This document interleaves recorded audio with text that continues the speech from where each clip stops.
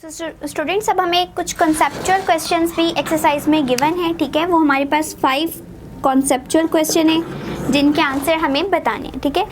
So number 1 is if the length of a simple pendulum is double then what will be the change in its time period. So हमें कहा गया है कि अगर हमने simple pendulum लिया है और उसकी लेंथ डबल कर दिया, यानी स्ट्रिंग जो हम यूज़ कर रहे हैं उसकी लेंथ को हम डबल कर रहे हैं, तो अगर उसको डबल कर दिया तो टाइम पीरियड पे क्या इफेक्ट पड़ेगा, ठीक है। सबसे पहले हम देख लेते हैं कि सिंपल पेंडुलम के लिए जो टाइम पीरियड का फॉर्मूला है वो क्या है। T equals to 2 pi under root L over C, ठीक है। अब हमसे क्या कहा गया है, लेंथ को डबल कर देना है। It means L become 2L, ठीक है, 2 टाइम्स उसको इंक्रीज कर दिए। अब जो हम फॉर्मूला लिखेंगे वो किस तरह से आएगा, हम इसको बिल्कुल डिफरेंट करने के लिए यहाँ पे T डैश लिख लेते हैं, ठीक है, क्योंकि हमने अब L की जगह 2L लिखना है, तो हम T को भी कह देते हैं कि ये T डैश है, ठीक है। Equals to 2 pi under root 2L over C, ये इस तरह से बन जाएगा, ठीक है। अब हम क्या करते हैं, इस 2 को हम बाहर निकाल लेते हैं, तो क्या बनेगा हमारे पास T dash equals to 2 pi under root 2 into under root L over C, ठीक है। इस 2 को बाहर निकाल लिया। अब जब ये बाहर निकलेगा ये खाली 2 नहीं रहेगा, बल्कि अब इसके ऊपर अंडर रूट है तो ये अंडर रूट भी साथ हम मेंशन करेंगे। अब आप देखें कि T dash equals to under root 2 and ये अगेन फैक्टर सारा लिख लें 2 pi into L over C। So ये किसका फॉर्मूला है, ये टाइम का फॉर्मूला है, ठीक है, टाइम पीरियड का फॉर्मूला है। तो हम यहाँ पे लिख सकते हैं कि T dash will be under root 2 into T, और अंडर रूट 2 हमारे पास होता है, कैलकुलेटर से इसको कैलकुलेट कर लें। Under root 2 is 1.414, so T dash equals to 1.414 T। So ये हमारे पास क्या हो जाएगा, टाइम पीरियड। तो इससे क्या पता चला, अगर टाइम पीरियड में हम सिंपल पेंडुलम में हम लेंथ को, स्ट्रिंग जो हम यूज़ करें उसकी लेंथ को डबल टाइम इंक्रीज कर दें, यानी पहले हमने इसकी लेंथ इतनी ली हुई थी, अब हमने इसको डबल कर दिया, यानी इतना लंबा स्ट्रिंग कर दिया, ठीक है, लेंथ को 2L कर दिए। सो अगर हम लेंथ को 2 टाइम इंक्रीज करेंगे तो time period will be increase by the factor of 1.414। सो यहाँ पे हम लिखेंगे when we increase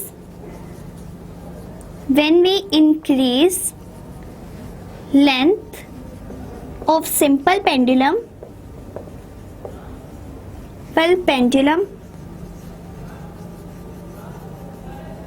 by the factor of 2, so the time period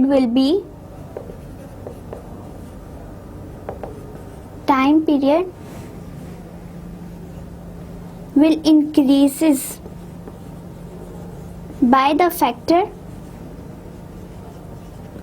1.414। सो इससे हमें क्या पता चला कि अगर हम लेंथ बढ़ाते हैं सिंपल पेंडुलम की तो टाइम पीरियड पे इफेक्ट पड़ता है, और वो कितना पड़ेगा वो हमें लेंथ से पता चलेगा। जितनी हम लेंथ इंक्रीज करेंगे उसी हिसाब से हमारा टाइम पीरियड भी इंक्रीज कर जाएगा। लेकिन अगर हम लेंथ को 2L कर रहे हैं, डबल टाइम इंक्रीज कर रहे हैं, तो टाइम पीरियड हो रहा है 1.414। सो ये था हमारा फर्स्ट कॉन्सेप्चुअल क्वेश्चन कि किस तरह से हमारी लेंथ इंक्रीज करने से टाइम पीरियड पे इफेक्ट क्रिएट होता है। The next one is 10.2. 10.2 is a ball is dropped from a certain height on the floor and keep bouncing. So if the motion of the ball is simple harmonic motion, explain. So अब हमें क्या कहा गया है, हमसे पूछा गया है कि अगर हम लोगों ने एक बॉल को ड्रॉप करवाया, ठीक है, हमने एक हाइट से ड्रॉप करवा दी है किसी बॉल को, और वो बॉल क्या करी जा रही है, अगेन बाउंस करी जा रही है, मूव कर रही है, ठीक है, तो क्या वो सिंपल हार्मोनिक मोशन कर रही है या नहीं कर रही। सो ये बॉल जो है वो सिंपल हार्मोनिक मोशन शो नहीं कर रही, तो हम इसी को एक्सप्लेन करेंगे कि क्यों नहीं करी। No, the ball does not show simple harmonic motion, simple harmonic motion,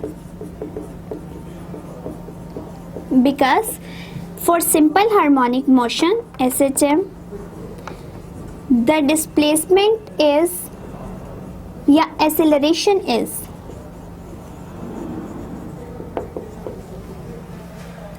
always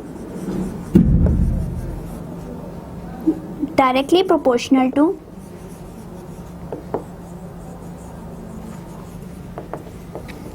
to displacement, and also simple harmonic motion require restoring force. So अभी तक हमने क्या बताया है? हमने सिर्फ ये बताया है कि ये बॉल जो है वो सिंपल हार्मोनिक मोशन शो नहीं करी। क्यों नहीं करी? क्योंकि सिंपल हार्मोनिक मोशन की कंडीशंस क्या है? पहली कंडीशन ये है कि एक्सेलरेशन जो है वो डायरेक्टली प्रोपोर्शनल होना चाहिए डिस्प्लेसमेंट के, ठीक है। सेकेंडली ये है कि हमारे पास एक रीस्टोरिंग फोर्स भी प्रेजेंट होनी चाहिए, रीस्टोरिंग फोर्स। लेकिन अब बाउंसिंग बॉल में क्या होता है? The bouncing ball have constant restoring force and acceleration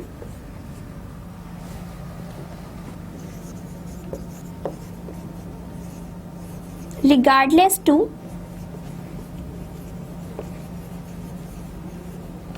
displacement. अब हमारे पास क्या है? सिंपल हार्मोनिक मोशन को अगर हम देखें कि मेन पॉइंट से दोनों तरफ का डिस्टेंस जो है वो बराबर रहेगा, ठीक है। एंड आहिस्ता आहिस्ता क्या होगा कि एक्सेलरेशन जो है वो with respect to displacement decrease करता जाएगा, ठीक है। अब यहाँ पे बाउंसिंग बॉल के केस में क्या हो रहा है कि जो बॉल बाउंस करती हुई बार बार आ रही है, ठीक है, बार बार ऊपर नीचे मूव कर रही है, उसकी फोर्स भी कांस्टेंट है, ठीक है, फोर्स कांस्टेंट है, रीस्टोरिंग फोर्स। उसका एक्सेलरेशन भी कांस्टेंट है। क्यों? क्योंकि जैसे हम लोग देखें, force is directly proportional to displacement and force is directly proportional to acceleration. इसका मतलब है एक्सेलरेशन और फोर्स का डायरेक्ट रिलेशन है। तो जितनी फोर्स इंक्रीज करेगी उतना एक्सेलरेशन भी इंक्रीज करेगा, और अगर फोर्स कांस्टेंट है तो एक्सेलरेशन भी कांस्टेंट रहेगा। अब बाकी सारी चीजें कांस्टेंट हैं, लेकिन डिस्प्लेसमेंट विद टाइम चेंज होता जा रहा है, ठीक है। अगर डिस्प्लेसमेंट कांस्टेंट नहीं रहा तो इसका मतलब है बाकी चीजें सेटिस्फाई नहीं कर सकेंगी कंडीशन को। डिस्प्लेसमेंट चेंज होता जा रहा है तो हमारे पास लेट्स सपोज ये इस हाइट से हमने बॉल को ड्रॉप करवाया, ठीक है। अब इस हाइट से आगे जब ये मूव करती हुई जा रही है, इसकी फोर्स और एक्सेलरेशन कांस्टेंट है, लेकिन ये वापस उस हाइट तक जा नहीं सकती, यानी डिस्प्लेसमेंट का हर टाइम पे फर्क आ रहा है। सो अगर डिस्प्लेसमेंट का फर्क आता जा रहा है तो वो हमारी सिंपल हार्मोनिक मोशन नहीं शो करेगी। सो सिंपल हार्मोनिक मोशन के लिए ये जरूरी है कि डिस्प्लेसमेंट बिल्कुल उतना रहना चाहिए जितना एक्सेलरेशन प्रोड्यूस हो। लेकिन बाउंसिंग बॉल के केस में क्या हो रहा है? पहली बात तो हमारी जो हाइट थी वहां तक बॉल जा ही नहीं रही, और जब बाउंस करती हुई जा रही है तो उसका डिस्प्लेसमेंट चेंज होता जा रहा है, और डिस्प्लेसमेंट के चेंज होने की वजह से ये सिंपल हार्मोनिक मोशन शो नहीं करेगी। So the next question is 10.3. इसको and 10.3 is 10.3 question. A student performed two experiments with a simple pendulum. He or she used two bobs of different masses by keeping other parameters constant.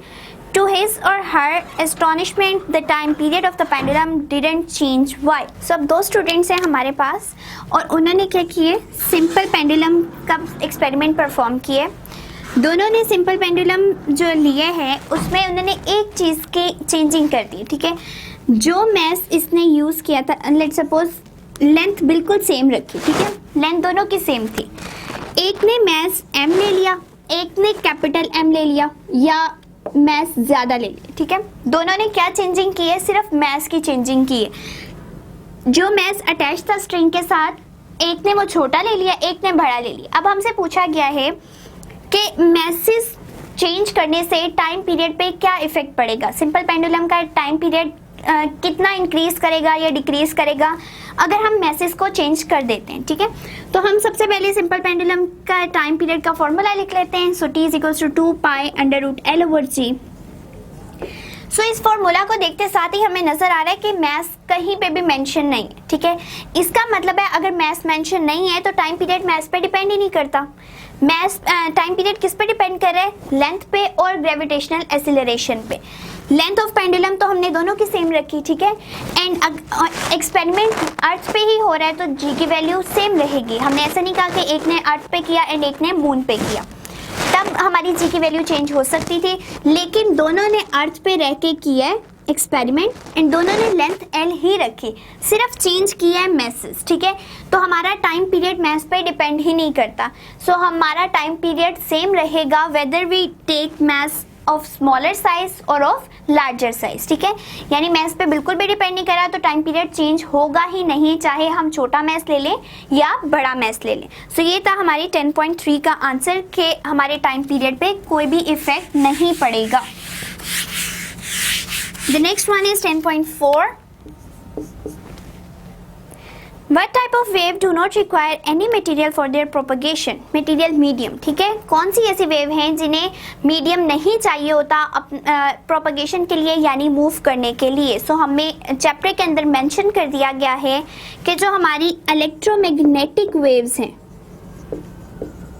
Electromagnetic waves को कोई medium नहीं चाहिए होता propagate करने के लिए, move करने के लिए, ठीक है। तो जो हमारी मैकेनिकल वेव है उनको मीडियम रिक्वायर होता है एक जगह से दूसरी जगह पे ट्रांसफर करने के लिए वेव्स, लेकिन इलेक्ट्रोमैग्नेटिक वेव्स में हमें कोई मीडियम भी नहीं चाहिए होता। इसका मतलब है जो हमें वेव का पूछा गया है उसका नाम है इलेक्ट्रोमैग्नेटिक वेव, जिसको कोई मीडियम नहीं चाहिए होता कि वो एक जगह से दूसरी जगह ट्रांसफर कर सके खुद को। एंड इसके बेस्ट एग्जाम्पल हैं लाइट वेव्स जो कि सन से हम तक पहुंच रही हैं और वो इवन वैक्यूम से भी गुजरती हुई आ रही हैं। इसका मतलब है वैक्यूम हो या एयर हो ना हो तो जो हमारी लाइट रेज हैं वो बिल्कुल भी इस बात पे डिपेंड नहीं कर रही कि क्या चीज़ मेरे रास्ते के अंदर आ रही है, बल्कि वो मूव करती ही जा रही हैं। तो उन वेव्स को हम कहते हैं electromagnetic waves. The number 5th question is 10.5 is plane wave in the ripple tank undergo refraction when they move from deep to the shallow water. What change occur in the speed of wave? So plane waves हमने produce करवाई थी ripple tank के अंदर and ripple tank के अंदर हम लोगों ने रिफ्रैक्शन का प्रोसेस भी पढ़ा था, ठीक है। अब हमसे कहा गया है कि जो रिपल टैंक के अंदर हमने दो डिफरेंट मीडियम बना दिए थे, एक शैलो मीडियम बना दिया था एंड एक डीप मीडियम बना दिया था। अब उसके अंदर जब रिफ्रैक्शन हुई तो स्पीड पे क्या इफेक्ट आया? सो सबसे पहले हम रिपल टैंक देख लेते हैं कि ये इस तरह की एक ट्रे होती है जिसके नीचे ग्लास लगा होता है, ठीक है।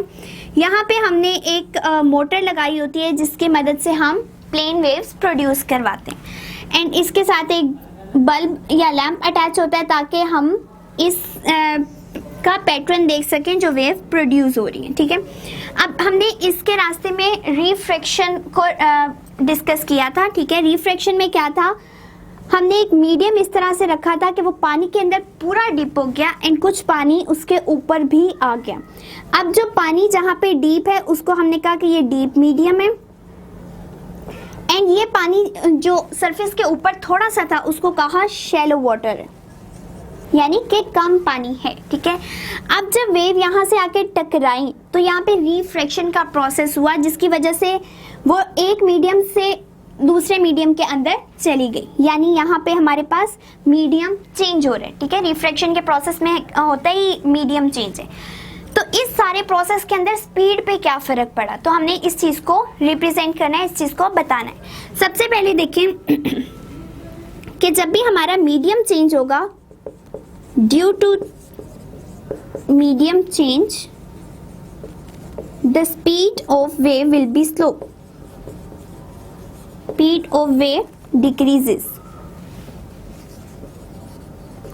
डिक्रीज क्यों करिए, देखें इस मीडियम में हमारे पास क्या है, डीप वाटर, इसका मतलब है यहाँ पे मॉलिक्यूल्स पानी के ज्यादा।